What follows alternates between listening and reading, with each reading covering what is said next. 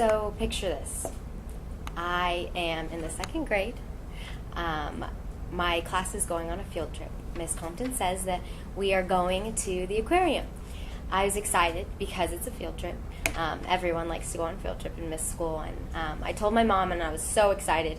And I was like, Mom, you have to go with me. You have to be my chaperone. And so she was my chaperone, and she came along, and we got to school, and they were handing out stickers to show you what group you're in. I saw my friend get the dolphin, and I was excited because maybe I would get the dolphin. And then I saw another friend get turtle, and I thought this was so cool, and I was so excited to see what marine animal I would get. And then my teacher comes over to me and puts a big fat manatee on my shirt. I was so angry. That was not the animal I wanted. I did not want to be associated with the fat sea cow. I threw a fit, and my mom kind of pinched my arm and told me to behave, and that's not how I act. That's not how I was raised. But I threw a fit because I was a brat, and I was used to getting what I wanted. So we went to the aquarium, and I was super excited. I got over it pretty quickly. Kind of forgot that the sticker was there. We saw the sharks, and we saw the dolphins, and we saw the fish, and we saw the turtles, and I was so excited. And then it got brought up again. My mom was like, so, honey, we need to go see the manatees. Your group needs to see the manatees. And I threw a fit again.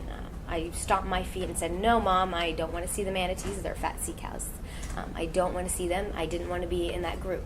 And, of course, she makes me go anyway because I'm the child and I listen to Mom. So I go, and then right away, I just wish I could kind of see my face when I saw the manatees for the first time. I imagine it's how one feels when they fall in love for the first time. That I was completely in love. I was mesmerized. They instantly changed from being the thing that I hated the most into the thing that I loved the most. And it was incredible. And so that's kind of how I started my love and respect for marine life and in all forms. And so, hi, my name is Alex, and I am studying marine biology. So my first interview this year, it was nerve-wracking because it was my first one, and it's my first year in ISM. But I got an interview with Dr. Benjamin Newman, and it was so cool. He was so great. He was instantly, I shook his hand, I smiled at him, and the nerves just went away. So he teaches about fossils at Texas A&M Texarkana, and he told me about how most of the fossils that he does study turn out to be marine, and so I thought that was so cool.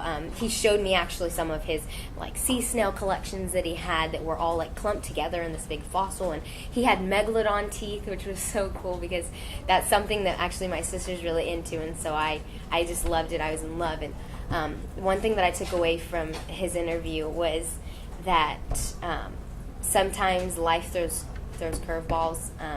You don't always know what you're going to get. I initially was studying to be a doctor. He was in med school, and then he took up just like a little intern job one summer at a biology lab and completely changed everything. It changed his whole life. He decided that this was what he loved. So he basically told me that do what you love, but know that what you love can change over time, and that's okay. So my second interview was with Chris Robeson, and so he's the president of Bioaquatic Testing.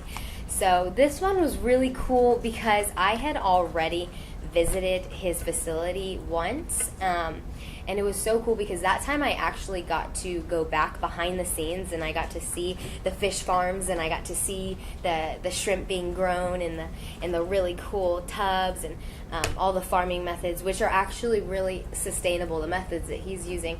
Normally, you think fish farming and it's frowned upon, but it's actually really cool how he works it, and I learned actually for the first time from him. So the Deepwater Horizon oil spill happened a long time ago. I was little, probably elementary school, and so I don't remember much about it, hearing about it.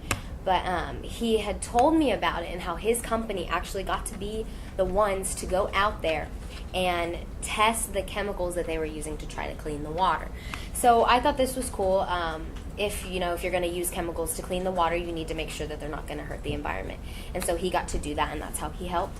But something that I took away that was even more surprising, but it's not hard to believe, is that the ocean is such a strong ecosystem. Over time, life goes on, and it knows how to recuperate. It knows how to fix itself. So if humans hadn't tried to go in and fix the oil spill, the ocean would have done it itself. It would have cleaned itself, which is so cool. My third interview was also at Bioaquatic Testing, and it was with the quality assurance manager, Christina, and she's super cool. She mainly keeps track of the lab reports and makes sure that everything's getting recorded and back to the company whose water needs to be tested. She's actually the one, the first time I visited, that really showed me how to do water testing. So I actually got to go in and do the testing and test to see how I got to make solutions.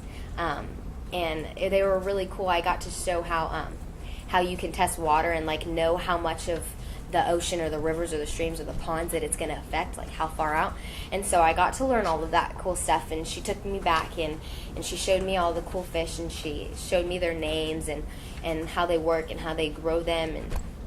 And she actually ended up, I loved talking to her. She was wonderful. At the end of the whole thing, she actually ended up giving me sea urchins that they had tested on that had died naturally, and so they had bleached them once they had died naturally, and so they're these really pretty just kind of little trinkets, and she gave me a couple of those, and she gave me a sand dollar and some shells, and so it was awesome to take that away. So I had a really fun time with her, learning about what she got to do in her kind of role in this whole marine science world. So my research. For a while, I have been looking mainly at the conservation of marine mammals. And so before I could even continue with my research, I had to get a grasp on the ocean. I had to understand that the ocean is a lot bigger than I realized. A lot of people have those moments where they go to the beach and they stand on the shore and they look out and they're like, oh my goodness, the ocean never ends. I did that all the time as a kid. I always looked at it and I was like, wow, the ocean's huge. I can't even see land on the other side. But my 10-year-old little self didn't really understand. The ocean is 71% of this entire earth and 97% of the entire Earth's water supply. It goes so deep we can't even imagine how deep it goes. And so when I sit back and I wonder, why haven't we done more research? Why haven't we figured out what's past these depths? And why haven't we done more? I have to think about how vast the ocean is, and then that puts it into perspective. That's why we haven't gone that far. We've only scratched the surface. There's only so far we can go. We weren't meant to live in this ecosystem, but we try to learn more about it. Because as human activity becomes more prevalent in affecting the ocean, we have to learn more about it. We have to know how we can help. So the ocean needs us more than we know, and we're not really doing our part. And I think a big part of that is because of awareness. A lot of people don't understand the impacts we have. Yes, there's pollution, but we don't understand. It's not just pollution. It makes it dirty and it makes it gross looking, and and animals get caught.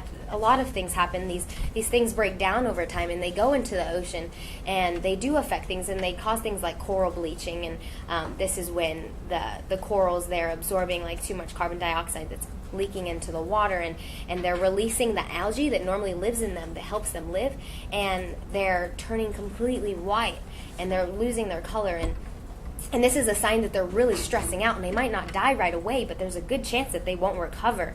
And corals are a huge indicator species of how healthy our oceans are. And so when they're stressing out and we're seeing them turn white and do this and show us, hey, I'm freaking out, you're doing something wrong, we have to notice that. We have to take awareness and realize that we're not doing something right.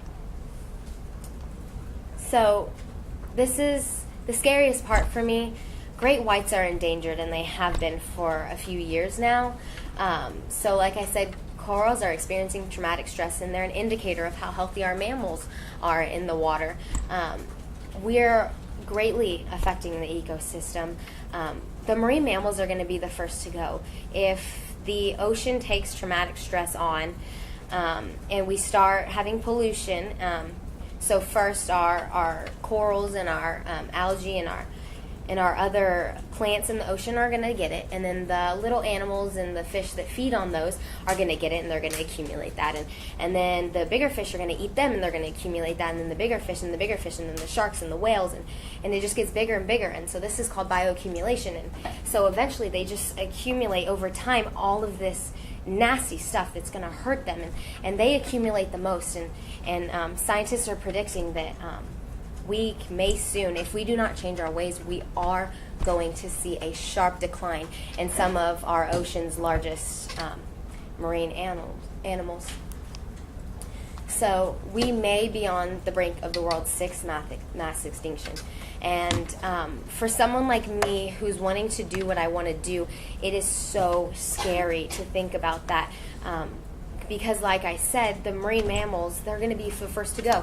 And when they go, all that's going to happen is the animals that they eat are going to overpopulate. And then they're going to eat all of the algae and all of the plants, and then there's going to be no food left for them. Eventually, it's just going to be a trickle-down effect, and the ocean is going to be vast but empty. And this is so scary to think about, and it's going to happen if we don't change our ways. We're on the brink of it. It's starting, but we can turn it around. And so that's what brought me to my original work and wanting to really help marine mammals. And so basically commercial fishing boats often abandon fishing nets out in the ocean, and they leave them there by accident or on purpose. I understand that a lot of times it can get lost or it can snag and it can break off the boat. But what I propose is that fishermen start realizing that the ocean is important to them. The ocean is their means of living also. It's going to be mine one day, but it's also theirs. And so if we don't take care of it together, we're both going to just kind of be out of luck, and it's not going to be very happy. But so I propose that they use a biodegradable fishing net that also has a pinger on it, so that when marine mammals get too close to it, it automatically sends out a sound that they can hear with their echolocation, and it kind of just warns them to stay away.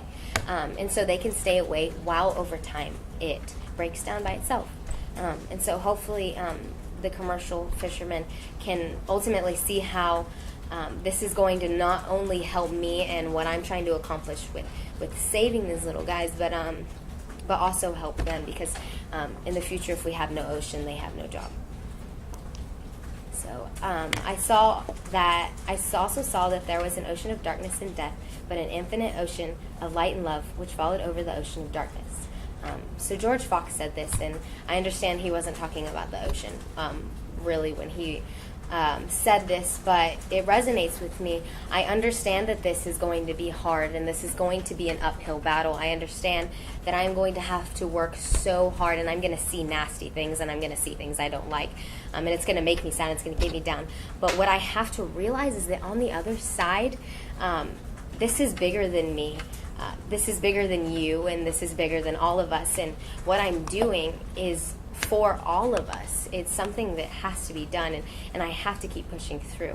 And so that is why I am so passionate about what I want to do and why I am talking to you today. So thank you.